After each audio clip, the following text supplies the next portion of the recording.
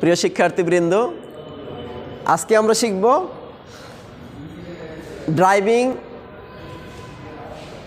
ড্রাইভিংয়ে ব্যবহৃত বিভিন্ন প্রকার রোড সাইনসমূহ। সেই রোড সাইন হচ্ছে 3 প্রকার। আমরা কিন্তু একটু খেয়াল রাখতে হবে, 3 প্রকার রোড সাইন, কিন্তু কোনো ভুল করা যাবে না। 1 নম্বর হলো বাধ্যতামূলক, সতর্কতামূলক, তথ্যমূলক। 3 ধরনের রোড সাইন আছে আমাদের। এই রোড সাইনগুলো মেনটেন করে কিন্তু ড্রাইভিং কার্য পরিচালনা করতে হয়, গাড়ি চালাইতে হয়। সেজন্য আজকে আমাদের টপিকসটা হলো রোড সাইন সম্পর্কে জানব। এই যে রোড সাইন আছে, প্রথমে যদি আমরা এখানে যাই, একটু দেখি। এখানে সাংকেতিক চিহ্নগুলো হলো এই ধরনের, যে এখানে আছে এই বাধ্যতামূলক, আমরা একটু খেয়াল করি, বাধ্যতামূলক, সতর্কতামূলক এবং তথ্যমূলক। এই বাধ্যতামূলক, গোল, ত্রিভুজাকৃতি, আয়তাকার, এটা আমরা একটু মাথায় রাখব। তারপরে কালার যদি এখন একটা খেয়াল করি আমরা, যে নীলবৃত্ত বিশিষ্ট যদি হয়, নীলবৃত্ত হাবাচক নির্দেশ দেয়, লাল বৃত্ত হলে নাবাচক। লাল কিন্তু খুবই মারাত্মক, নাবাচক। তারপরে যেমন ওভারটেক নিষেধ, নাবাচক, না করা হয়েছে। তারপরে যে নীল আয়তাকার চিহ্ন হলে সাধারণ তথ্যমূলক নির্দেশ করে, এটা সাধারণ তথ্যমূলক। তারপরে সবুজ আয়তাকার চিহ্ন যানবাহন চলাচল রাস্তার দিক নির্দেশ করে, অর্থাৎ এদিকে যানবাহন চলাচল করবে। তাহলে সবুজ যদি এই ধরনের আয়তাকার চিহ্ন থাকে, তাহলে বুঝবো যে যানবাহন চলাচলের জন্য নির্দেশ প্রদান করেছে। রোড সাইনের বাধ্যতামূলক হাবাচক সড়ক চিহ্নগুলো আবার এরকম, যে যাইতে হবে। দেখেন, আমরা বলি যেমন কেবলমাত্র সামনের দিকে যাব আমরা, এরকম থাকে। কোথায় থাকে? যেমন 1 ওয়ে রোড বলি বা 2 ওয়ে রোড বলি, রোডের মাঝখানে দেখবো আমরা সাদা করে দেওয়া থাকে, যেদিকে অবশ্যই সামনের দিকে আমরা চলাচল করব, সামনে চলাচল করব। আর এটা হলো বামে, এই যে দেখি এখানে দেখি যে এরকম থাকলে বামে মন নিব, থাকে না, বামে মন নিব। আমরা দেখব সামনে বামে মন নিব, বাম দিকে যায় না, এরকম করে বাম দিকে যায়, কিন্তু একটা মোড় থাকে। আমরা এরকম সোজা গেলাম, যাওয়ার পরে বামে যাওয়ার জন্য মোড় থাকে, যে বামে যাব। আবার এই যে ডানে, সামনে যাই, যে ডানে মন নিব। কিন্তু ডানে যখন মন নিব, ড্রাইভার হিসেবে আমাদের কাজ কি? বামে এবং ডানে যখন আমরা মন নিব, ড্রাইভার হিসেবে আমাদের কাজ হচ্ছে ইন্ডিকেটর দেওয়া। Good, very good. ইন্ডিকেটর দেওয়া, বাম দিকে ইন্ডিকেটর দেব অথবা ডান দিকের ইন্ডিকেটর দিব। যদি না থাকে, আমার কথাগুলো কিন্তু খেয়াল করতে হবে সুন্দর করে। যদি মনে করেন যে ইন্ডিকেটর সমস্যা থাকতে পারে, কোনো কারণে আমার বাম দিকের ইন্ডিকেটর সমস্যা, তাহলে আমরা যাবো কোথায়? বামে না? বামে হইলে হাতটা এরকম ডাইন হাতে ঢুকে, যে বাম, বাম কিন্তু এটা বাম, বাম আমার জন্য দেখি বাম না। আবার ডানে হলে এরকম ডান দিকে হাত দেখাইতে হবে। সাধারণত এটা হয় না। যদি হয়, তাহলে আমরা এই নীতি অবলম্বন করে বাম এবং ডানে মন নিতে পারবো। ধন্যবাদ। আমরা এখন দেখব এই যে বাধ্যতামূলক, সতর্কতামূলক, তথ্যমূলক এই চিহ্নগুলো আমরা দেখব যে কোন সময় কোন চিহ্নটা আমরা ব্যবহার করব। আমরা একটু দেখি যে এখানে যদি আমরা একটু খেয়াল করি, তাহলে বুঝতে পারবো যে সতর্কতামূলক সড়ক চিহ্ন কিছু এখানে আছে। যেমন এই চৌরাস্তা, আমরা চৌরাস্তা দেখছি না, চৌরাস্তা থাকে। চৌরাস্তার ভিতরে কিন্তু সবগুলা মোড় একই রকম থাকে না, চিকুন থাকে, আবার কোনো মোটা থাকে। যেমন গোলচক্কর যেটা আছে, গোলচক্করের ভিতরে সবগুলো গোলচক্কর, বাংলাদেশের বিভিন্ন জায়গায় কিন্তু গোলচক্কর আছে। সকল জেলায় দেখবেন যে গোলচক্কর আছে। সেই গোলচক্করে দেখবেন যে 2 দিকে রাস্তা আছে মোটা, আবার পাশের দিকে রাস্তা আছে চিকুন, এই যে এরকম কিন্তু থাকে চৌরাস্তা থাকলে। ঠিক আছে, আমরা বুঝতে পারছি। তারপরে আসি যে চৌরাস্তা যদি ক্রস চিহ্ন থাকে, ক্রস থাকে, চৌরাস্তা বা ক্রস রোড হলে এরকম হইতে পারে। তারপরে সামনে সরু পার্শ্ব রাস্তা, অনেক সময় এই ধরনের রোডে কিন্তু বড় ধরনের অ্যাক্সিডেন্ট ঘটে।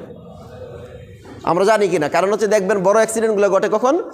যখনই এই চিকুন রোড থেকে মেন রোড, এটা কিন্তু বড়টা হচ্ছে কি মেন রোড, যখন আমরা মেন রোডে উঠবো না, তখন দেখা যাচ্ছে যে মেন রোডের গাড়িটা খুব স্পিডে যায়, খুব স্পিডে যায়। কিন্তু যে চিকুন রোড থেকে যে মেন রোড উঠবে, সে কিন্তু ঠিকমতো ইন্ডিকেটর না দিলে, ঠিকমতো হর্ন না দিলে এবং স্লো না হলে এই ক্ষেত্রে অ্যাক্সিডেন্ট ঘটার সম্ভাবনা থাকে। আমরা কথা বুঝতে পারছি। তারপরে আসি সামনে আঁকাবাঁকা পার্শ্ব রাস্তা বলতে গেলে কি, মেন রোড আছে, মেন রোড থেকে মেন রোডের বাম দিকের রাস্তা আছে, বাম দিকের রাস্তা আছে, ডান দিকের রাস্তা আছে। কথা কি বুঝছি আমরা? তাহলে এটা কিন্তু খুবই বিপজ্জনক। বিপজ্জনক বলতে গেলে কিন্তু আরও একটু কথা আছে, এই ধরনের রোডে যদি মাঝখানে আইল্যান্ড থাকে তাহলে বিপদ কম, ঠিক। আর যদি মাঝখানে আইল্যান্ড না থাকে আর এই ধরনের রোড হলে কিন্তু বিপদ আছে, এবং এর দূরত্ব যদি বেশি না হয় তাহলে আরও বেশি বিপদ। যদি দূরত্ব বেশি থাকে তাহলে বিপদ কম।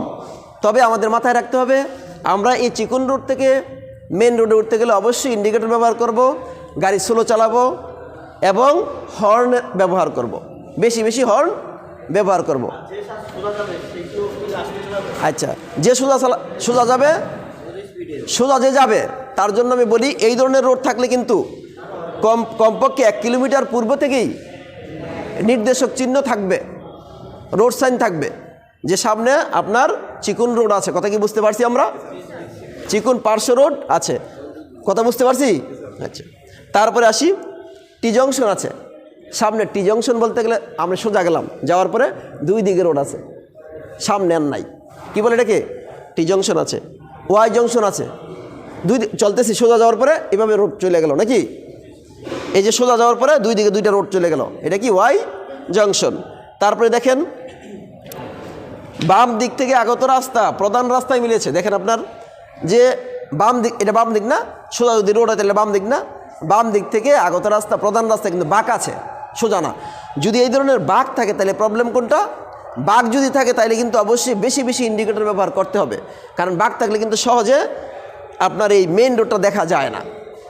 আমরা কথা কি বুঝছি? বাঁক থাকলে এইটা মেন রোড সহজে দেখা যাবে না, একটু খেয়াল করেন, মাথায় রাখি আমরা। তাইলে পরে কী করতে হবে? বেশি বেশি ইন্ডিকেটর ব্যবহার করতে হবে। এই ধরনের রোডগুলো সাধারণত বাজার ঘাটে থাকে, আমরা দেখছি না, থাকে। তো এই জন্য আমাদের একটু মাথায় রাখতে হবে, এটা কিন্তু বলছে কি বাম দিকের কথা, আবার ডান দিকে এই ধরনের রোড থাকতে পারে। দেখেন বলছে ডান দিক থেকে আগত রাস্তা প্রধান রাস্তায় মিলেছে, ঠিক আছে? প্রধান রাস্তা কিন্তু এইটা, ডান দিক থেকে এইটা। তো ডান দিক থেকে যদি আগত রাস্তাটা প্রধান রাস্তায় এসে মিলছে না, কথা কি বুঝতে পারছি? মাথায় রাখি কিন্তু আমরা। তারপরে আসি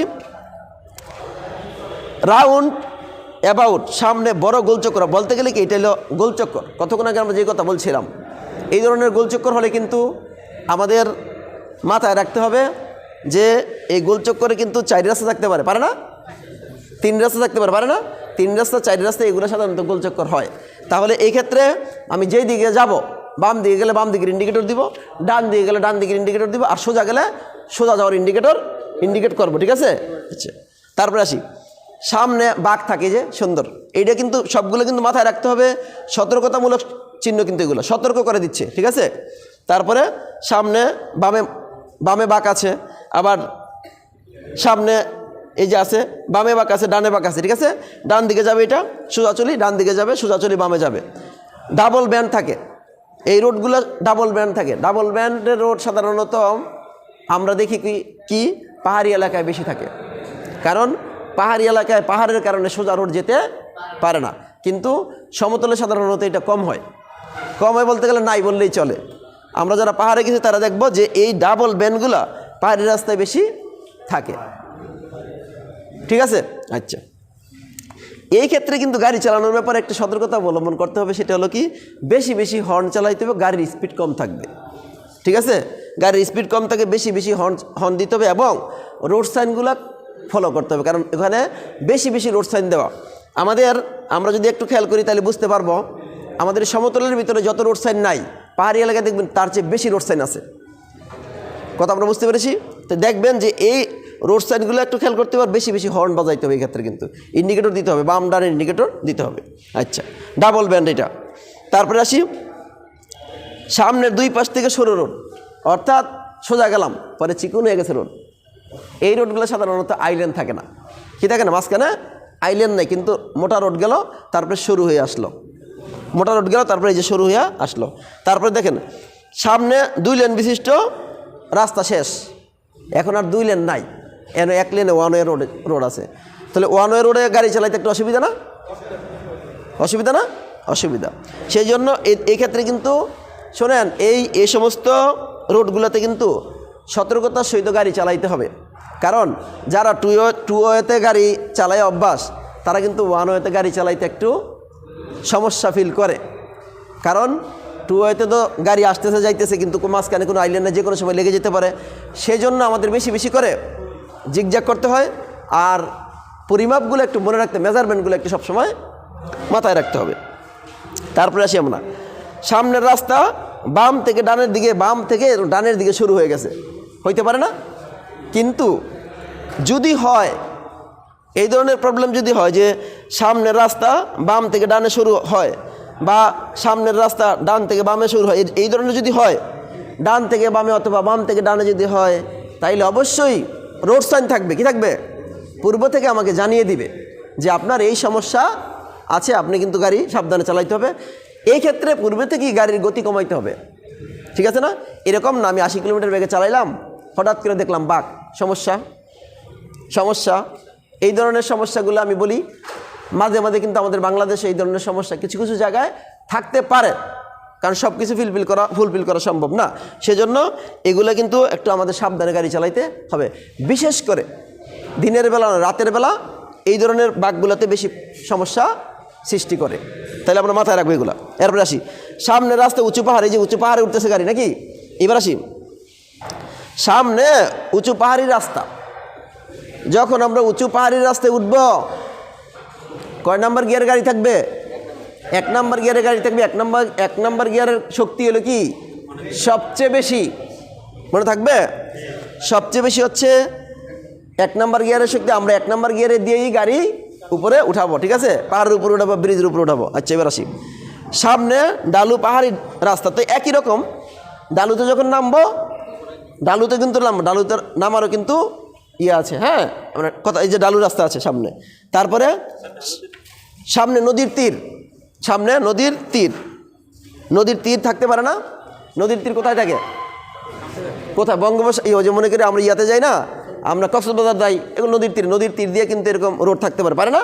এই জন্য বলছি, এরকম ধরনের যদি কোনো নদীর তীর দিয়ে রোড থাকে, তাইলে পরে সামনে এই চিহ্নটা থাকবে।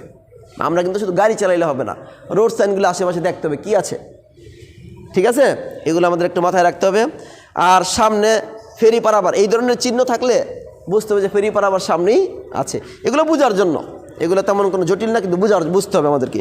এই দুইটা জিনিসই, এই দুইটা আমাদের এটা বোঝার জন্য, এবং এইটাও বোঝার জন্য যে সামনে পাহাড় আছে, এইটাও বোঝার জন্য সামনে পাহাড় আছে। এই জন্য কিন্তু বলছে সতর্কতা করেছি, সতর্কতামূলক চিহ্ন।